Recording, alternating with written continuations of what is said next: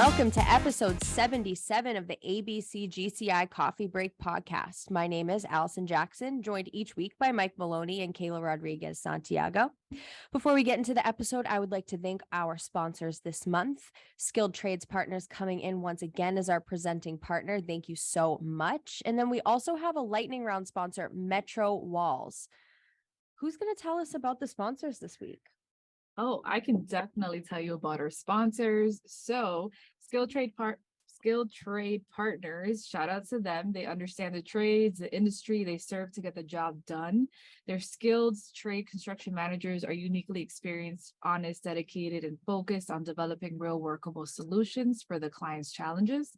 As a top skilled trades recruitment agency, their goal is to help companies seamlessly find and retain the most highly skilled tradesmen and construction professionals. So there you have it, folks. If you need construction trade people, definitely reach out to Skilled Trade Partners. And then lightning round sponsor, we have Metro Walls. They're established in 2004 in Manchester, New Hampshire. They boast an impressive workforce supported by highly trained drywall employees, along with an experienced and efficient project management and estimator team. They take extreme pride in outstanding customer service and success in every job. And since their inception, they have grown to one of the leading commercial framing, drywall, and acoustical companies in New England. So there you have it. If you need commercial framing, drywall, and acoustical necessities, you can reach out to Metro Walls. And then we also have to welcome Allison back from her vacation. Allison, welcome back. Last week was not the same without you. We did the best we could. Didn't have the same energy, but I know you're going to bring it today. Welcome back. How was your vacation? It was great. Thank you. Yep. I'm very happy to have had a nice break and to be out there, and it was great. Went to Montana. It was a blast. Was on a ranch for a week. Saw Yellowstone. Yeah, it was really fun. Did you run into Kevin Costner at all at the Dutton Ranch? No, I don't watch Yellowstone. Did you see Old Faithful? Nope, I didn't go through that entrance. I went through the north entrance, so I saw some waterfalls, the Lamar River, the Mammoth Hot Springs, some bears, some antelope. Nice. No bison, but hopefully next time. No bison. My next question was, did you see any bison out there? Nope, we tried, but nothing came about. But yeah. Did you swim in the hot springs? Good question. Did you enjoy? You would die if you swim in them. So no, I did swim in a geothermal hot springs. Okay, there you go. In Helena. But no, in Yellowstone, we were in like Wyoming. No, it was Gardner, Montana. I think we were a little bit into Wyoming. I'm not exactly sure where the Mammoth Hot Springs falls on the map there, but no, you weren't even allowed to walk on the ground. There's a boardwalk that you walk around there. It said like 20 people ever have been like scalded to death there. Wow. So it's not like a swimming hot spring. It's like sulfur like coming up from the ground and would literally incinerate you as a human being. So no, I'm here today. So you can rest assured I did not swim in those hot springs. Well, we're glad that you're here with us. We're glad you didn't swim in the sulfur hot springs. Oh my God. Is it like I know you don't watch Yellowstone, but Yellowstone, they talk about Helena a lot. Is it big sky country? Is it that beautiful? A lot of rolling hills. Yeah. So I didn't realize that they called Montana itself like Big Sky, because there is also Big Sky, Montana. But the sky was endless. It was like something, it was not like nothing I'd ever seen. Yeah, just mountains everywhere. The sky went on forever. There was a point where we had hiked up to the top of a mountain. I think we were like 6,500 feet altitude wise. And I saw, what was it called? I think they called the Sleeping Giant. It's like a mountain or rock formation. And if you look out into the distance, it looks like a big, huge, like a giant sleeping on his back. And so you can like make out the silhouette of the face and the body and stuff. It's very cool. That's very cool. Definitely get out there if you've never been. It's on my bucket list for sure. Sounds beautiful. Mm-hmm. Yeah. I would definitely have to. I want to see. If you don't watch Yellowstone, you got to watch Yellowstone. But yeah. Did you go anywhere near that? Did you go anywhere near that Yellowstone Ranch? Because I know it's like a tourist trap out there. But did you go up near there? I don't think so. If we did, I probably would have known because my friend that I was with, she is obsessed with Yellowstone. But no, we saw a lot of the logo, I guess. Again, like Yeah. she pointed all of it out because I don't watch it at all. I will at some point, but no, I didn't see a Yellowstone like specified Yeah. ranch. I mean, I'm sure, I mean, there are like 6 or 7 different entrances into Yellowstone because it spans across, I think, 4 states. So Montana, Yes. Wyoming, Idaho, there's one more. Um, and so, yeah, we made it like halfway through between the north entrance and the west entrance before we turned around. I think it took us like 3 hours to get in, and about an hour to get out just because we stopped so many times on the way in. God, must have been beautiful. It was unbelievable. Must have been Yeah. beautiful. And the So- mountains out there are so much bigger than the mountains around here, right? Oh, So yeah. like, I mean, there's like snow at the tops of the mountains. You can see it like, but like there's no snow on the ground. I mean, it was like 70 degrees or higher every day that I was there. The thunderstorms, there were a lot of thunderstorms. But it's not like here where it's like pouring, pouring, pouring. It's like they were kind of sporadic. Um, and you could like hear them from the distance, and sometimes they would come up over where we were, but for the most part, it was just kind of like you could hear like kind of the booming thunder, see the lightning, the skies got dark, it cooled off, but yeah, it was yeah, it was unbelievable. All right. Well, welcome back. This week on the podcast, we've got Kaitlin Kingman from the Haynes Group. She's the marketing director over there. So let's hear from her. Welcome to the podcast, my friend Kaitlin Kingman from the Haynes Group. Welcome to the podcast, Kaitlin. Hi, Mike. Thank you for having me. This is not your first podcast. We talked It about that. So you are not a rookie podcaster anymore. You are like a veteran because you've been on one of the podcasts besides ours. And I took that I personal. think So. you're putting a lot of faith in me, but we'll see how this goes. We were always looking for great people to be on, and Kaitlin's one of the best. She works for the Haynes Group. So why don't you tell us a bit about yourself, what you do for the Haynes Group, and how long you've been with Haynes? Well, I'm Kate. I am the marketing director here at Haynes. I've been here for about 5 years. And I pretty much do it all. I do all of our social media. I have built our website from scratch, just typical website maintenance. I do all of our press. I handle the events, both in-house and external. It's pretty much it. I do it all. If anybody's come to an ABC event where Haynes has been there, Kate has been there, setting up, tearing down, totally amazing to have her there. She's usually the first one there, right? She's always the first one that's setting up, last one to leave. So I'm sure the Haynes Group people love having you on board. But why don't we talk a bit about some of the difficulties you've seen out there hiring some good people? Because I know, in every industry and every business, there's always challenges. What are some challenges that you've seen, and how have you guys beaten those down there? Well, it's nice to know that it's not just the construction industry that's having those problems. I have friends in other industries that, they're struggling across the board with hiring, with retaining people. So I think it's just a worldwide event that's happening. And, obviously with the pandemic, I think we saw it happening a lot more quickly, a lot more frequently. But I think we're fortunate that we have been on a hiring spree. We've also had really good retention with our employees. We always have. But we're hiring in all departments. We've just recently hired a HR director. We've hired site supervisors. We've hired new project managers, new estimators. So we've been really fortunate that we've been able to find a lot of good people. But it is no easy feat.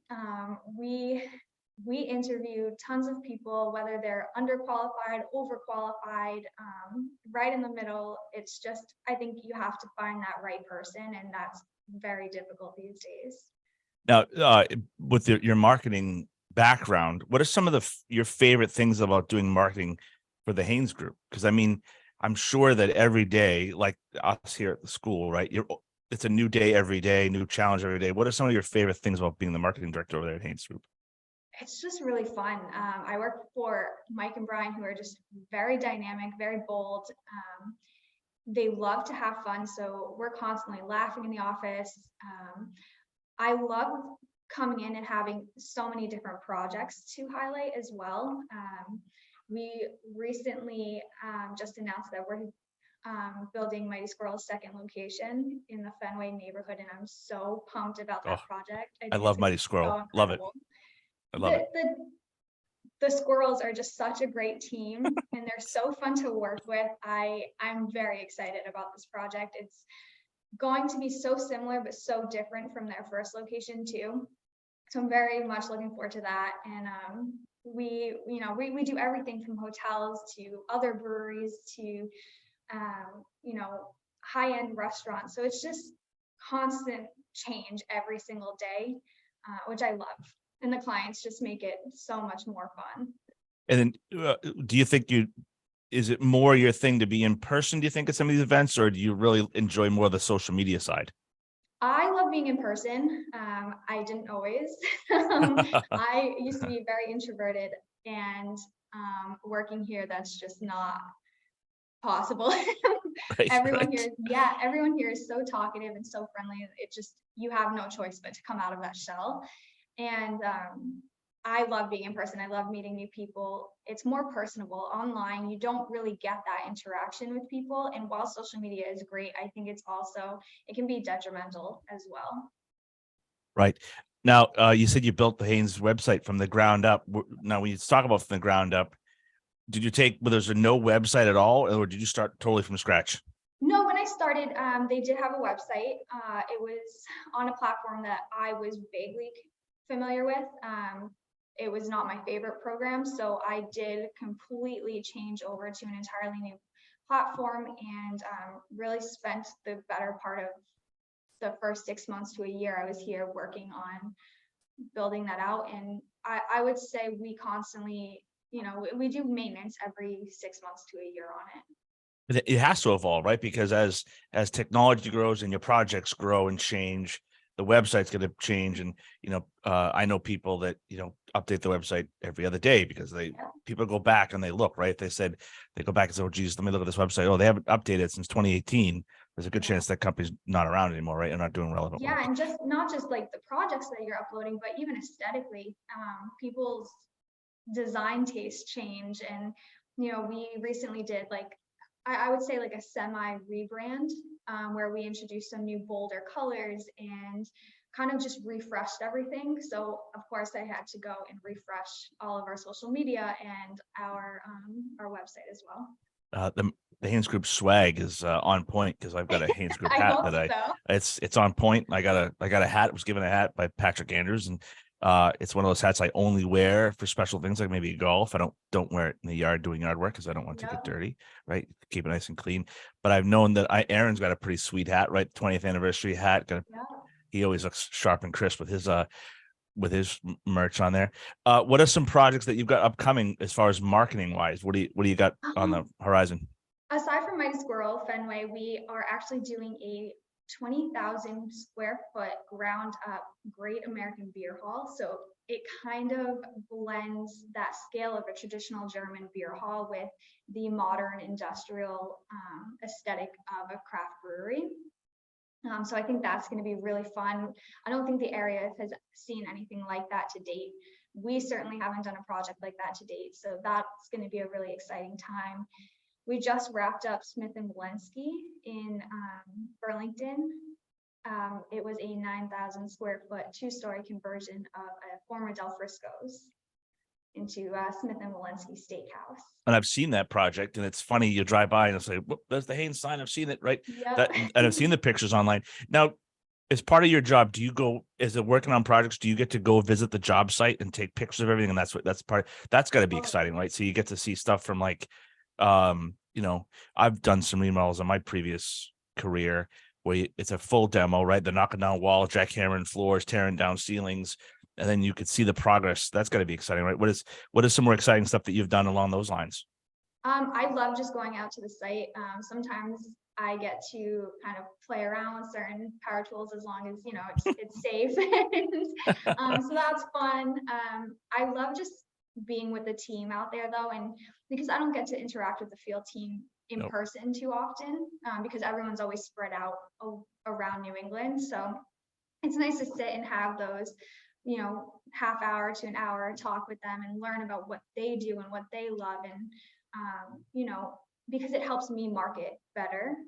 I learn the terminology. I get to see kind of what interests them as well and what they want to see out there. Now, and I are get to any, meet clients too. and that's great, right? Because I'm sure that they love what you're doing as far as the marketing side, because then you're sending out some great pictures, you're sending out some great material. Do you ever go on the job site and kind of doctor a photo, say, okay, you stand over here and pose like this, or do there's no, Other than cleaning up, if there's a piece of paper in the way, I might do that. But other than that, no, is just making sure everybody is safe. I try to stay out of the way as much as possible when I'm on site, and let them get their job done. And then you get those candid photos, you get to see the real job, what's going on behind the scenes. And again, is from the marketing side, everyone's so tied to social media. They want to see pictures. They love just scrolling through and just seeing, oh, there's this, like I said, I'm always, whether it be on the highway or just driving around, you always see projects like, oh, there's an ABC member. Oh, that was done by an ABC member. And to know that you gotta get Mighty Squirrel to put something here up in the North Shore. You got any influence over there? You can tell them to put something here up in tell them to build something in the North Shore. As far as, if you weren't doing marketing, what would you be doing, you think? What are some outside interests rather than the marketing?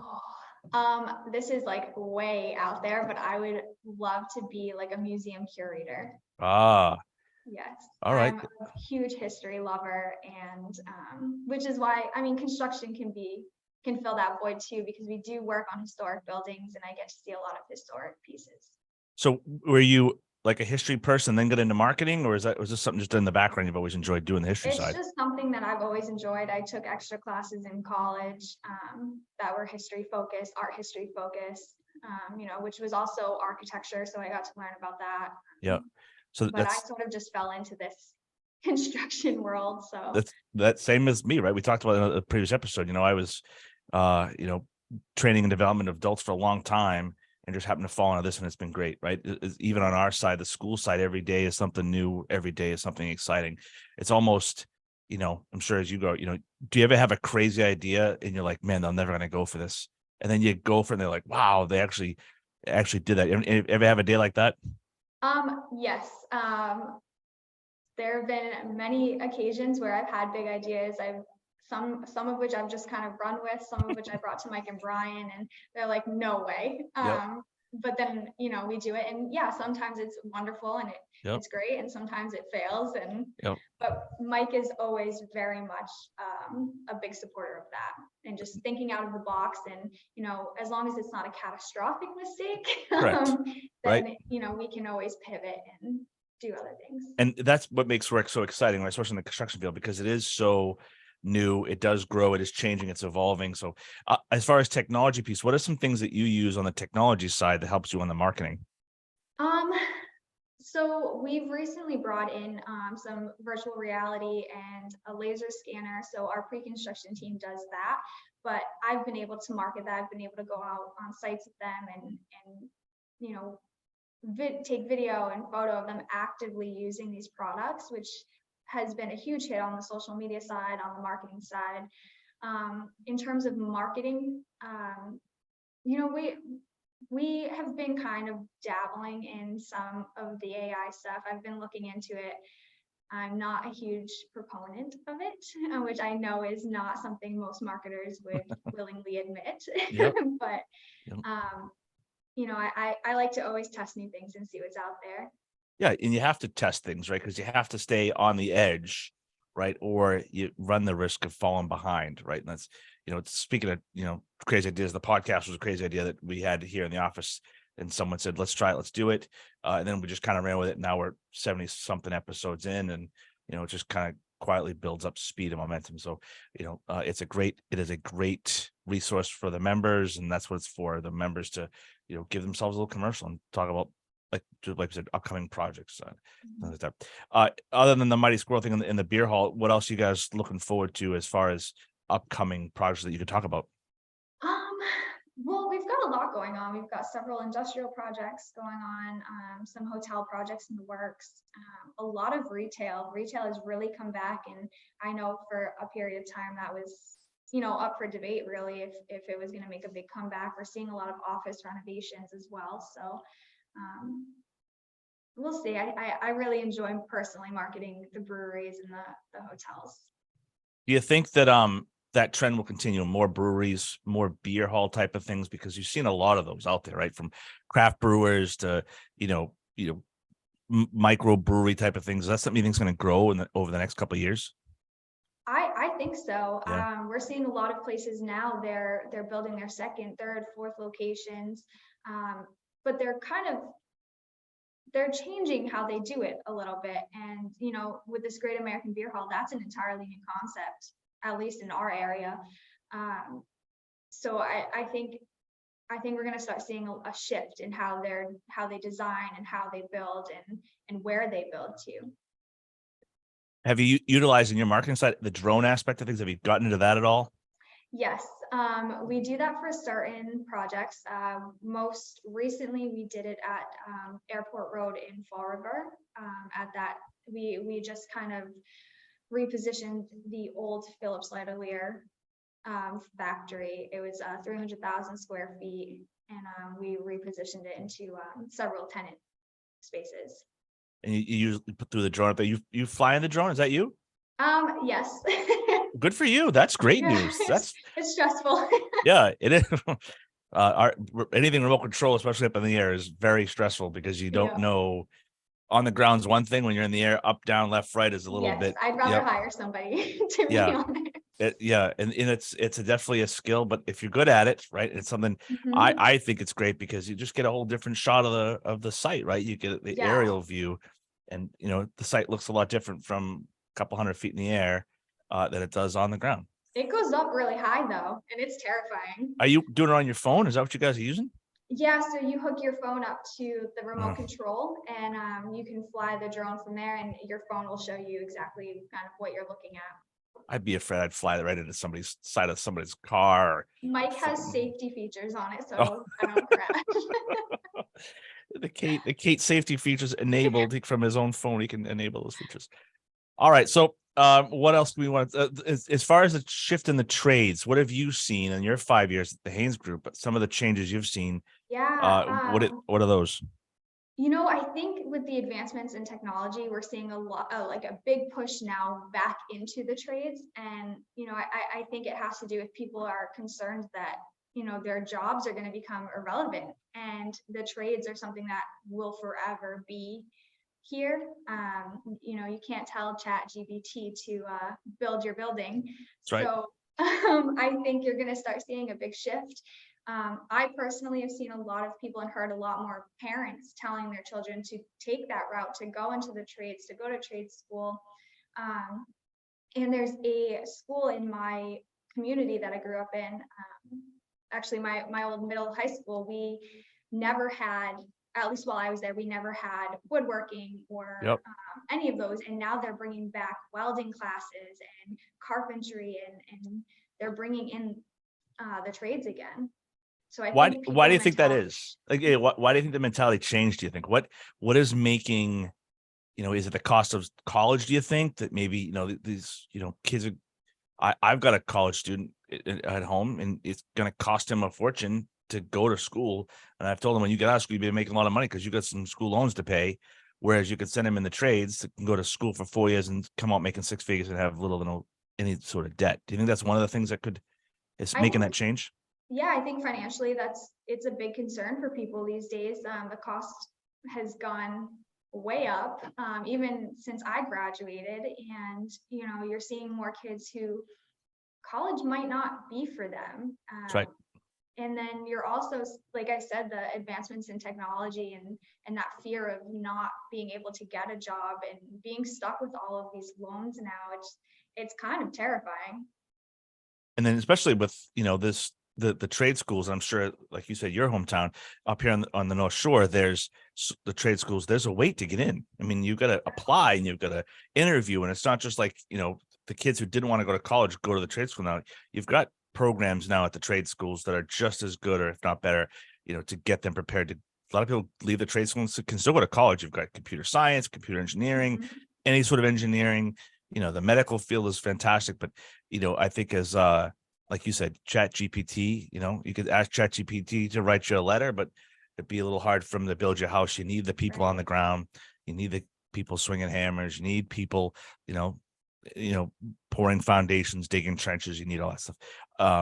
It's pretty awesome. All the work that Haynes Group does on there. Now, in your time, the 5 years you've been here, you've been to a lot of ABC events.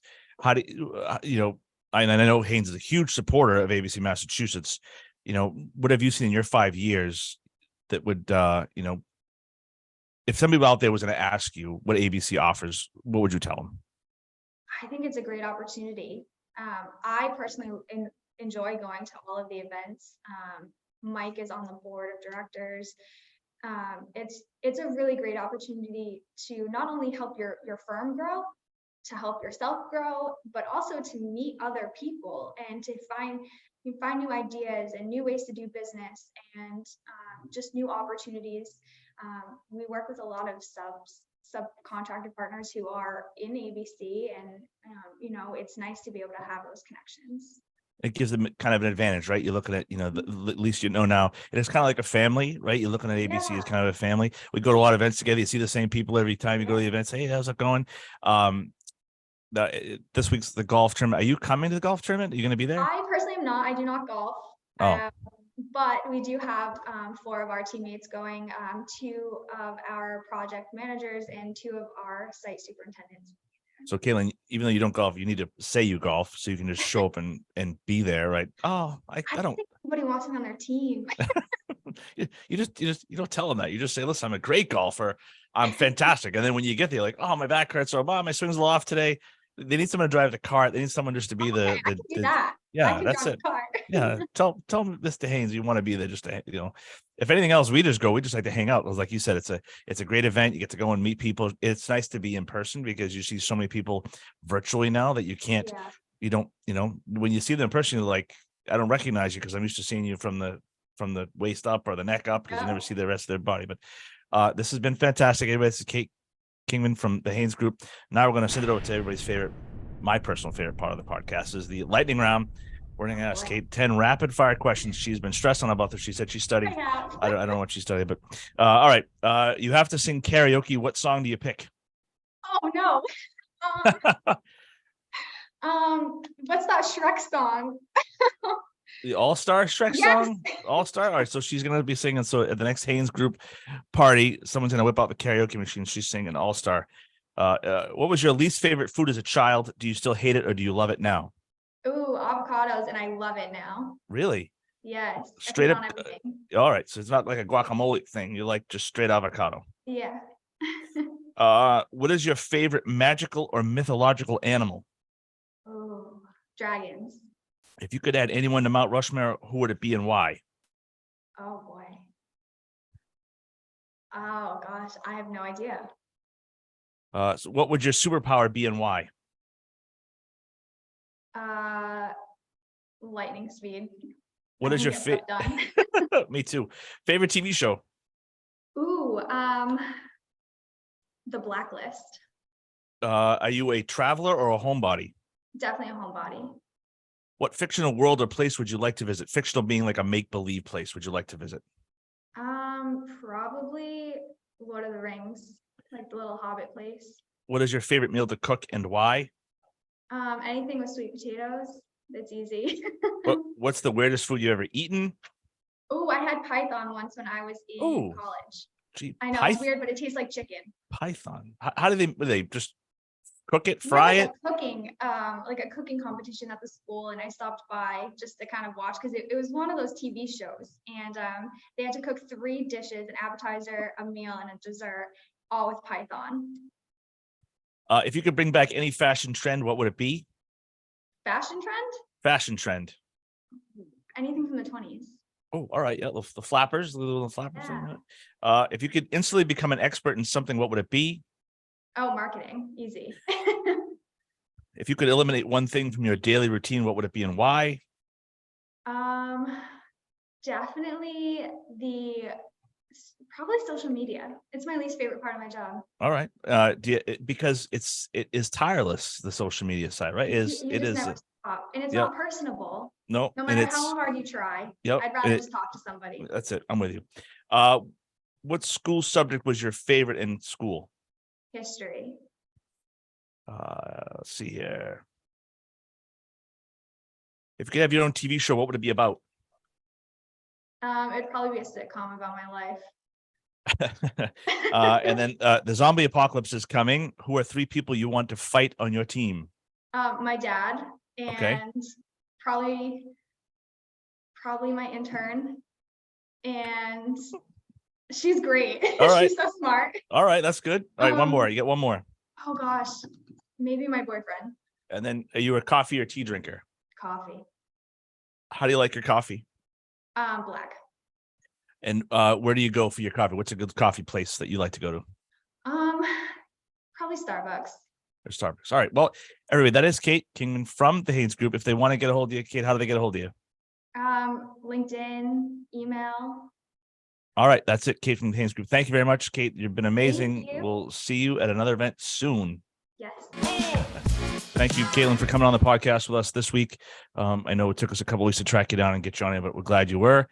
In this week's wacky and crazy news, the Pod Squad here has not seen this yet. This is new to them today, but the news this week: girl blows her family's life savings of $65,000 on mobile phone games. Teenage girl blew her family's life savings on mobile games, spending about $65,000 in total. That's a whole hell of a lot of in-game purchases, and completely cleaned out her poor mother's bank account after she got a hold of the debit card details. What's more, the young girl reportedly tried to hide what she'd done from her mother, deleting chats and transaction histories. Obviously, the lack of money soon became apparent, and her mom found out anyway. The Chinese 13-year-old spent $64,000 of the cash that was in her family savings account without her parents' knowledge.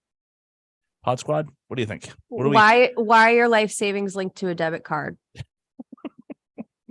Have you heard of a Roth IRA account? That's a good one. And it was the whole thing was discovered that her daughter had been on a bit of a spending splurge at the end of May when she got a call from a teacher at her child's boarding school. That teacher was concerned that the kid might have an addiction to pay-to-play games, and from the sounds of things, they may have a point. When her mother went to check the bank account, it only had 7 cents in it. That's got to be up there with the worst feeling in the world. Between January and May, her mother said she spent $16,000 a month on buying accounts for the games, as well as making $30,000 worth of in-game purchases. Follow-up question. Hey, Mom, did you not check the bank account from January to May?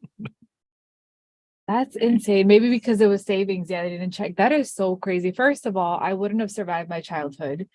We had flip phones when we were kids, and my dad would monitor. He would monitor often, and the first thing he told us was, don't text because it's going to cost more, and do not download games. My brother downloaded 2 games, and he had us in the room. 2 games. He had it. Yeah, 2 games. And he was like, who downloaded these games? He asked both of us like separately, and then he brought us into his office, and he was like, one of you guys is going to spill the beans, and it's because you're not going to have any phones anymore. So I don't know. I would have dug my own grave. So she was making the purchases, but she also transferred loads of money to 10 of her classmates so they could also make purchases themselves. Speaking through tears, the youngster explained that she'd linked her mom's card to her own mobile phone, but didn't know where she was getting the money from and wasn't aware how much she was spending. And she's blaming her friends. She says it gets worse. That is crazy. Friends are partially to blame because they pestered and badgered her once they realized the kind of money that she did have. If I didn't send it to them, she didn't have anything. Her mom had money. If I told the teacher, no one has anything. $65,000.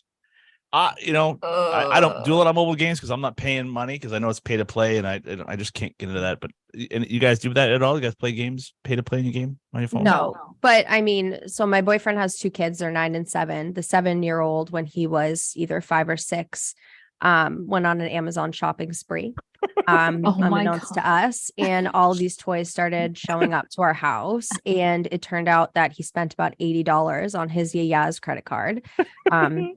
And oh my goodness, she felt bad for him for whatever reason. And he has kept every single toy that he ordered to this day.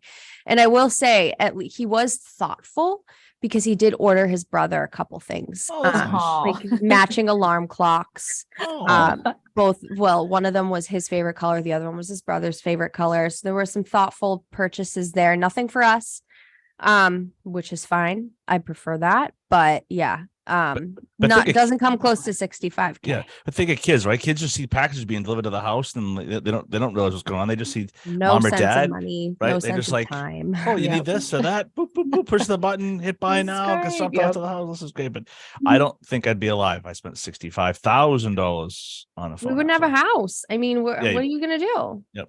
And of course, it's coming from the land of China. All Yep. right. Pretty exciting stuff going on in the wacky news. What do we got for upcoming trainings? We have June 27th, lockout tagout class. Make sure you check that out at the ABC GCI Woburn office from 5 to 8. August 29th, we'll have a first aid CPR class, again from 5 to 9. So, gear up for the school year. And then September 5th, 12th, 19th, and 26th, we'll have a construction supervisor license prep for exam class, again at the ABC GCI Woburn office.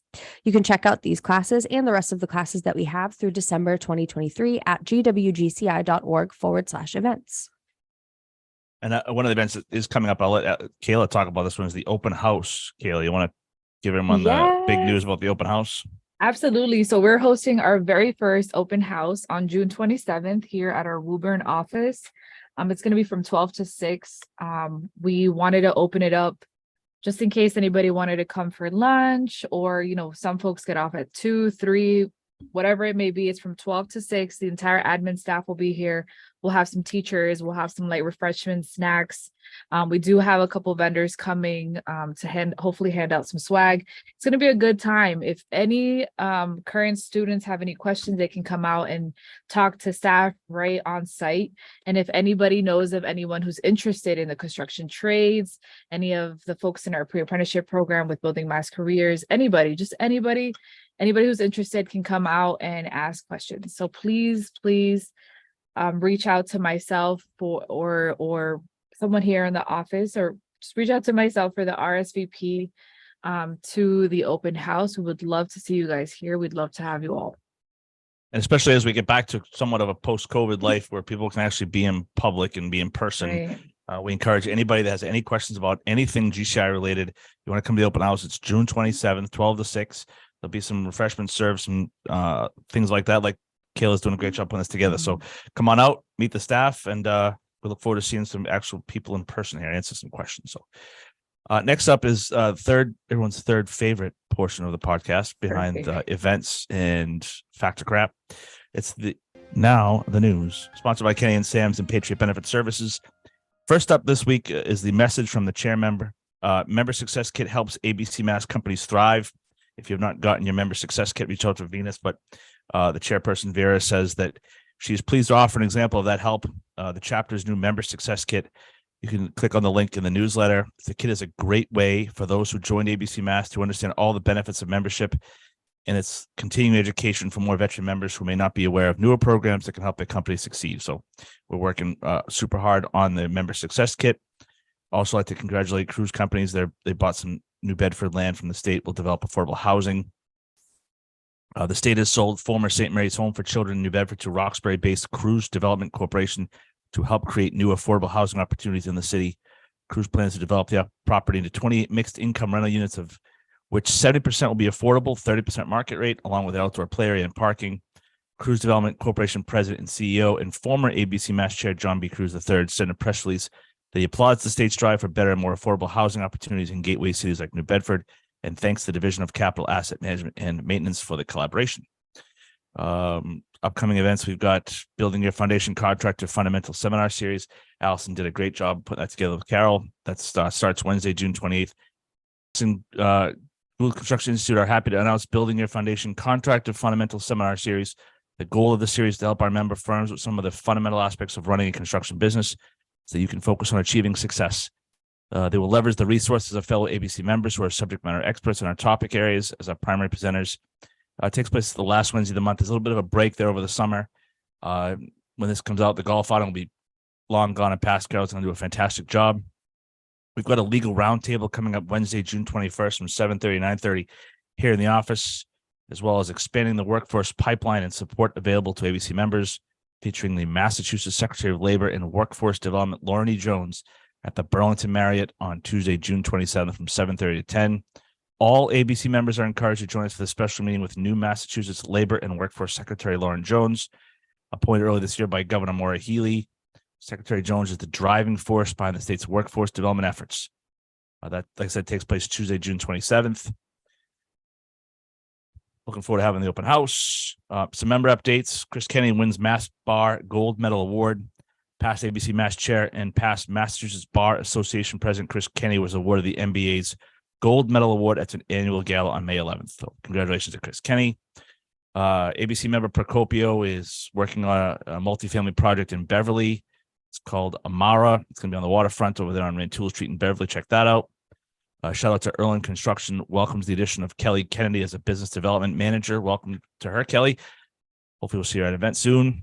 Coffee Break Podcast. If anybody wants to be on the podcast, reach out to me, Mike at gwgci.org. Like we said before, this newsletter comes in your inbox. We just read it out to you. If you want to have something in the newsletter, reach out to communications@abcma.org. Keep an eye on your bank account so your kids aren't emptying it of pay-to-play video games. And as always, Allison, anything you want to tell our listeners? I think that's it. So with that, be sure to follow us on Instagram at ABCGCI Coffee Break. Be sure to follow us on all the places that you listen to podcasts: Spotify, Apple Podcasts, Amazon Podcasts. The list goes on and on. Be sure to leave us 5 stars. Leave us a little rating, a little message. Makes us happy, makes us smile. And with that, thanks for tuning in. Be sure to tune in next week, and we'll catch you then.